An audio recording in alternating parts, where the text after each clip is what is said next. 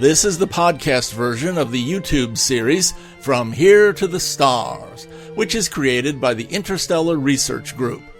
Our guests today are Ken Roy and Martha Knowles. Both are co-founders of the Interstellar Research Group. Martha Knowles is treasurer of the IRG and was a professional librarian and records management specialist. Ken Roy is an engineer who works at the Oak Ridge Nuclear Facility. I'm now interviewing Martha Knowles and Ken Roy. Ken Roy, you're right. Yes, right. Yeah, bingo. First of all, this is for the Tennessee Valley Interstellar Workshop. And so you guys are both involved with that, have been for several years. From the beginning. From the beginning, yes. Okay. We're both co-founders. Yes. Okay. The obvious question is if you're involved with it, well then of course you must care about, and deeply I'm thinking, about the goals of the Tennessee Valley Interstellar Workshop. That is, their goal is of course to promote the idea and research and sort of become a central, maybe clearinghouse even, of information concerning interstellar exploration. Yes. Yeah. Why are telescopes not enough? Why? They don't see enough. Okay. You have radio telescopes that get that particular wavelength. Mm-hmm. You have visual telescopes that get that particular wavelength. So you get that information, but there's so much other information if you actually land on Mars, that the visual information that the human race gets from that is very different from just the visual and radio information that we get from telescopes. Okay, Mars is an interesting example because for a long time they thought there were canals. Yes. Because of the poor quality of the telescopes, I presume. Exactly. Yeah. The question is, why aren't telescopes enough? And the answer is, it's kind of like watching a documentary on the Grand Canyon. Watching a documentary gives you some idea of what's there, but until you actually go to the Grand Canyon, you can't appreciate what the Grand Canyon is and how majestic it is and how impressive it is and just how important it is. So going there is part of the adventure. Yeah, it sounds like somebody was talking about robotics, and he said the idea of an embodied experience. Because he was talking about a different aspect, but still it is an embodied experience to be able to reach down and pick up a rock in person. It's different. It really is. It's like seeing pictures of the finds from Sutton Hoo and then actually going and seeing them in person. It's a different experience. What do you think are the biggest hurdles, the biggest obstacles to be overcome for interstellar exploration? Probably the cultural question. A lot of people ask, well, how come we're spending money on building starships when we have problems here at home? That's a problem that Apollo had to overcome, and criticism that is still offered to NASA. Why are we spending money trying to go into space and do these things when there are real problems here at home? And somehow we have got to be able to answer that question. And I think the answer goes along the lines of, it's an investment. It will pay vast dividends once it begins to come in, but you have to invest in the time and the technology and the resources to begin to build starships, begin to get into space, and select the explorers and send them off. And I think a lot of the investment in research and development along the lines will create things that will make life on Earth better. You think about all the advances that have been made because of what we had to do for Mercury and Gemini and Apollo, and how those have affected our lives today. Yeah. It's not just the learning how to do it for the sake of doing it. There's also other benefits along the way. Yeah. In recent years, I've been surprised and maybe a little discouraged at the medical problems of ZeroG. Yes. Do you have any thoughts on that? Yes, there are real problems with ZeroG. NASA is working hard on trying to mitigate a lot of the medical issues, and they're making progress. But the bottom line is humans, as we're constructed today, don't do well in zero-G. Now, there are a couple of answers to that. We can either modify humans so zero-G is a fine natural environment for them, or we can create starships that, accommodate us by providing artificial gravity. So, we're just that's an important issue, and we have got to address it. It's just one of the many challenges to trying to build starships and get to the stars. Okay, I have a natural hesitancy to modifying humans towards zero-G.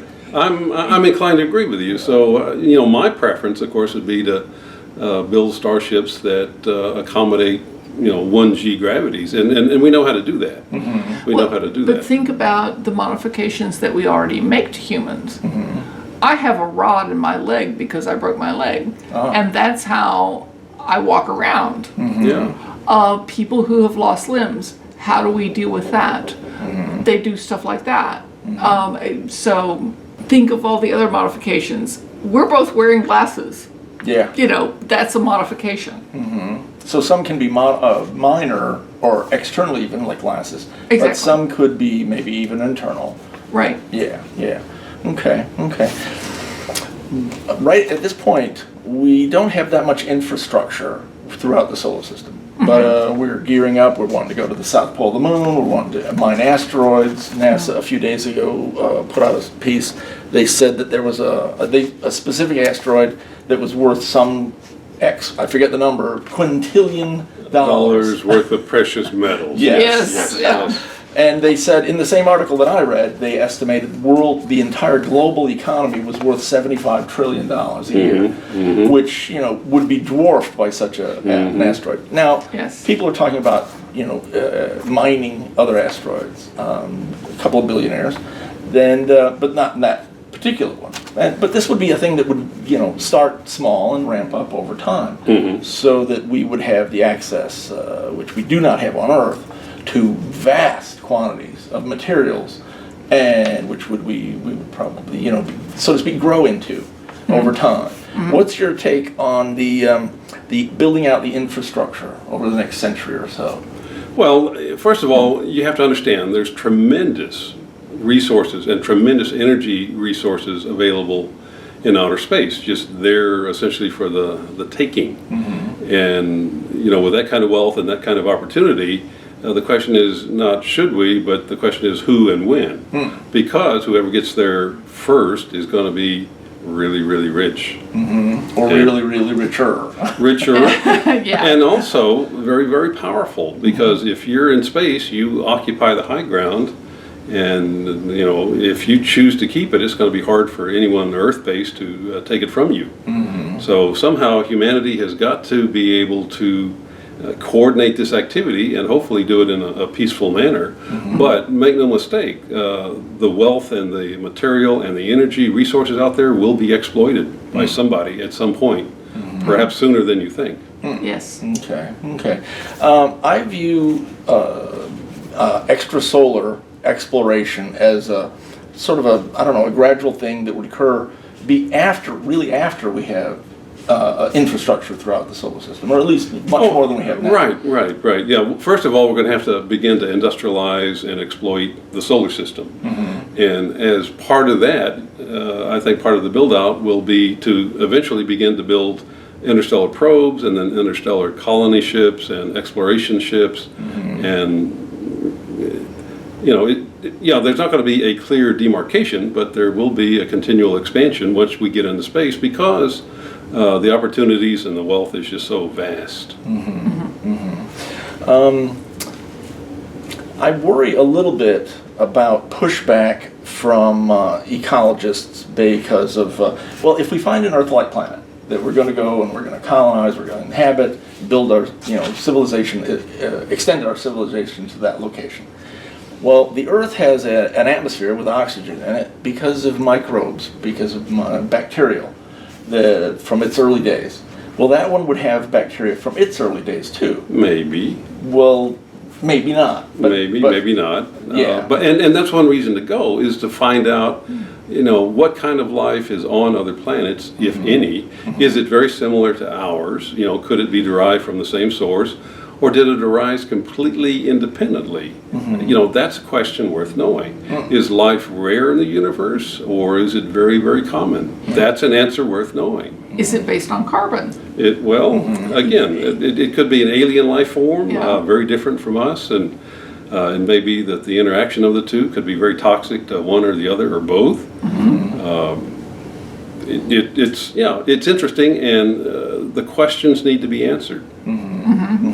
I wonder also if it's an older planet that maybe plants and primitive animals have developed as well. Okay. So there may be pushback on that too. The same question. Are they very similar to Earth life, or are we actually derived from the same source? Is it a life, an ecosystem that has developed independently? And if it's independent, if it's an alien form of life, then the ethical issues, raise their head. Do we have the right then to expropriate their planet, so to speak? If it's a sterile, empty planet, then I don't think there's really any ethical issue. We, can move in. In fact, I think you can argue that we have an ethical issue to bring life to sterile, dead worlds. But if the world has life already, then I think there's a lot of head scratching to be done. Okay. I've got no problem personally with, supplanting, shall I say, a bacterially inhabited planet. Okay. Well, you can certainly make that argument. Okay. But what happens if it's, early primate type life? I'd have trouble. That's right. And so Well, where's the dividing line? Where's the I don't know. line? I don't know. You look at David Brin's Uplift series, and you have certain species that may, over time, become intelligent and become a civilized species, but they aren't quite yet there. What do we do? And that's a big, you're right, ethical question. And part of what TVI is trying to do is to begin to at least lay the groundwork for discussing that question. Yes. At the next TVIW symposium, we're going to have a panel on the ethics of colonization. And so, And first contact. And first contact. And all of these we're going to begin to at least think about the issue. And maybe put some good minds together and maybe come up with at least the beginning of an idea.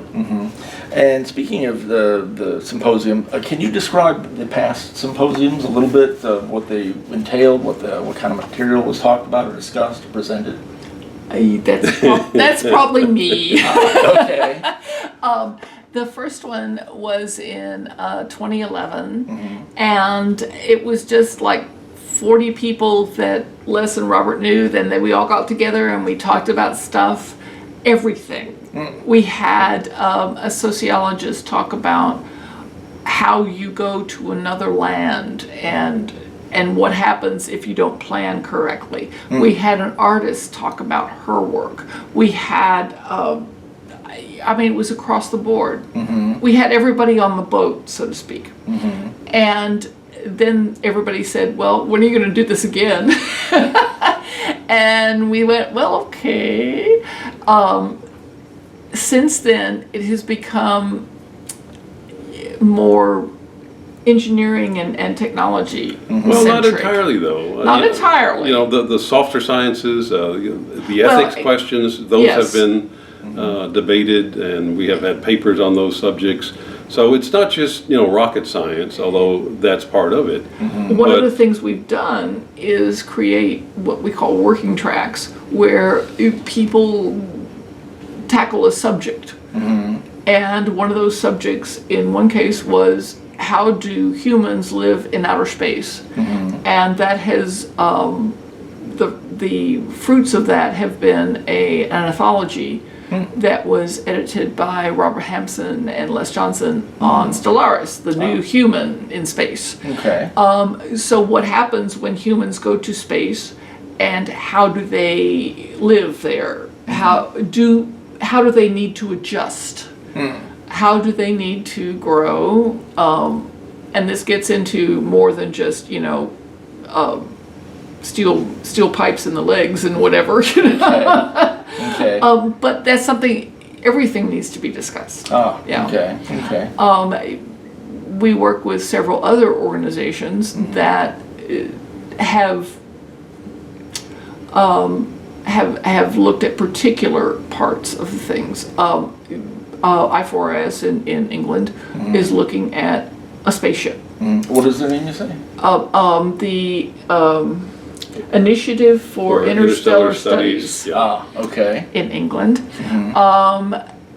100-Year Starship is looking at the same thing. They want to build a starship in 100 years. Icarus Interstellar is looking at the diversity of what we need to look at to get into space. There's other organizations that are looking at the same thing. I like to think that TVIW is looking at everything and trying to pull it all together. Okay. I mean, these people are doing great things, but we need to pull it all together somehow. Okay. As far as I would say inspiration, inspiring maybe the scientific community or the general public, what role do you think that plays?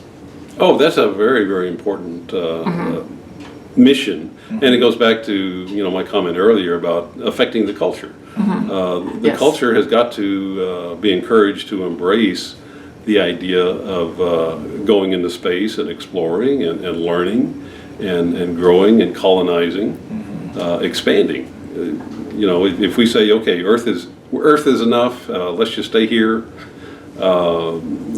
Someone said the universe is probably full of, the remains of dead civilizations that made the perfectly rational choice to, not go into space. And of course, they're being explored, by the archaeologists from races who made the illogical choice to go into space and explore. I would want to explore. Yes.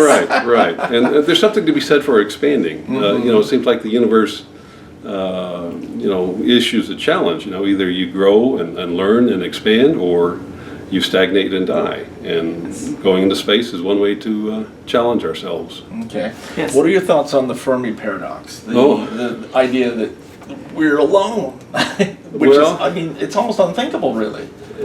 Based on what I know, the Fermi paradox or the Drake equation indicates that there should be lots of advanced civilizations. Aliens should be here, but they're not. And that's the heart of the Fermi paradox. Well, isn't part of the Fermi paradox the great silence? That they're all out there, but they aren't talking to anybody because they don't want to get involved. Well, that's one of the possible solutions. But the fact of the matter is, they should be here. They're not. There's something going on we don't understand. And again, that underlines the idea that we need to go ahead and get into space and find out what's going on, because there's a mystery there, and we need to understand what it is. And the human race, as a very curious species, wants to know what's going on. Yeah. Okay. What do you think about the idea that we've already revealed our location through technology and radars and stuff like that? They're all watching old I Love Lucy reruns, Yeah. Because, some people are afraid. Genuinely, apparently afraid that we have already revealed ourselves to any potential alien civilizations out there that may be being, as you say, very quiet in order to avoid attention. Is that I'm sure it's a legitimate fear, but do you think it's reasonable based on what we understand of the universe? When you're dealing with the unknown, you have to explore all possibilities, and that is one of the possibilities that may explain the Fermi paradox. It'd be funny if the first message we got from SETI is, "You should have been quiet. They have probably heard you." Yeah. But again, it goes back to the Fermi paradox. We don't know. We need to find out. Yes. If you were thinking of a timeline, and this is a speculation question, that is, how soon do you think we can send? I'm thinking of a fast mission, like a small probe, maybe the what is it, the 1 gram probe? Oh yeah. What is it, Starshot? Is it Starshot, Breakthrough Starshot. Is Breakthrough Starshot, they're looking at doing it real soon, probably in the next 20, 30 years. Build a massive laser array and then launch. And it's hard to imagine it's going to be 1 gram, but 3 or 4 grams. And even if they can't get 20% the speed of light, if they get 10% the speed of light, hey, that's going to be impressive enough. Oh yeah. And that means in 40 years we'll have some pictures from Alpha Centauri. That's not shabby. Yeah, that'd be pretty good. I interviewed Phil Lubin. Yeah, right. He's sort of the heart of that, Yes. and he can tell you all the details about Operation Starshot. He was describing it to me. He said that we would accelerate it using lasers that were not, of course, attached to the craft that's traveling. Accelerate it for about 10 minutes, and then do another and another and another, and he'd have the whole cloud, not just heading for Alpha Centauri, but all the nearby stars. Yeah, right. He's right. Yeah. It was exciting sounding. Yes, but it is each very probe exciting. would be a couple of grams, but there would be hundreds of them probably going to each star system, and then we can improve the craft, and then do it again, and then do it again, and so we will know, in 40, 50, 60 years. What is out there to some extent. If it's just barren rock, okay, that's worth knowing. If it's something else, then we may need to know that. Before I let you go, is there anything that you'd want to mention or emphasize to the audience that involved with the Tennessee Valley Interstellar Workshop, something that's important to you that you want to talk about? We are, for our next Interstellar Symposium, we are working with NASA to provide a propulsion workshop that's specific to beamed energy and what's the other one? Fusion energy. Fusion energy. And that's part of the whole picture. We need to get there, so propulsion's very important. Yeah. I would think it's the main obstacle, really. Well, it's one of many. The health and safety of people on the craft. That's not a trivial problem. That's true. Yeah. The sociological milieu of the aircraft, because it's going to take 40, 50 years, and think how much civilization has changed over the last 50 years. Yeah. It seems it's like the world changes entirely almost in 10 years. Yes. Every 10 years. Yes. So how do you deal with that on a ship that has humans that's going 50, 100 years into the future? Oh, and I have some thoughts on that, but that's a whole nother. that may be the subject for a paper. One insight I've had, I guess, here just in the last couple of days is that a lot of the preliminary thinkers essentially were science fiction writers, and TVIW is coming along behind the science fiction writers, trying to make their visions real. And I guess you can think of the science fiction writers as the scouts, and then we're the vanguard of the main body, that's coming along behind them, building a bridge to space and the stars. Yes. Okay. Well, I appreciate you guys taking the time for the interview. It was excellent. Certainly. Well, thank you. It's been a pleasure. Okay. Thanks.